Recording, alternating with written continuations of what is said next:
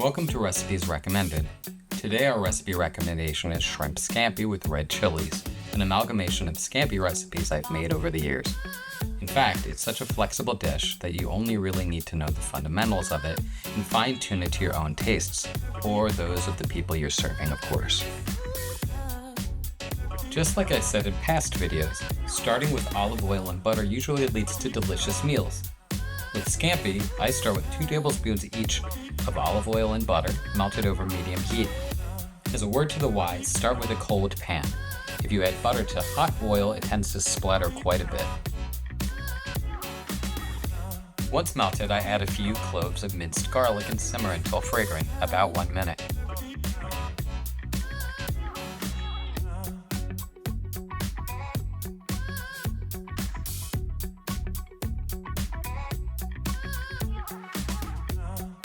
Next, I add about 3/4 of a cup of chicken stock that has been simmered with the shrimp shells and strained through a mesh colander.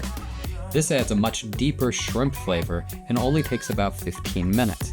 You can also use the same amount of dry white wine, which is more traditional. I then season with red chili flakes, salt, and pepper to taste. Note that you can add the chili flakes at the same time as the garlic, and the flavor will be more infused into the dish. Although the word scampi means large shrimp or prawn, it really refers to the garlic and butter cooked with white wine or stock, which define the dish's distinct style of preparation. Mostly scampi is cooked with shrimp. It's not uncommon to see chicken or salmon scampi. Both are excellent options.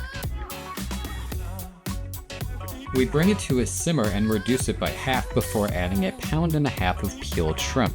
This is also when I drop my fresh spaghetti into my already salted boiling water.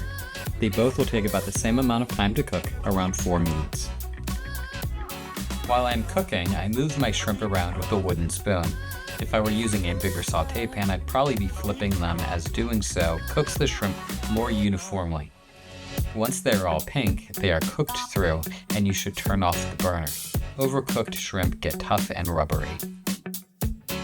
It's time to add the finishing touches. Lemon juice from 1 large lemon, a handful of roughly chopped parsley, and optionally, I like to add some sliced red chilies. For me, they add an extra fruitiness and floral quality, not to mention some extra spiciness. Be careful not to overdo it though. We plated this scampi over some pasta, but other suggestions I have are crusty bread or rice. Perhaps with gnocchi? That sounds amazing. For ingredient amounts and full recipes, don't forget to stop by our website, recipesrecommended.com. There, you'll also be able to connect with other like-minded cooks and discuss this and other recipes in our forum section. Thanks again, and don't forget, great minds eat alike. I'm done.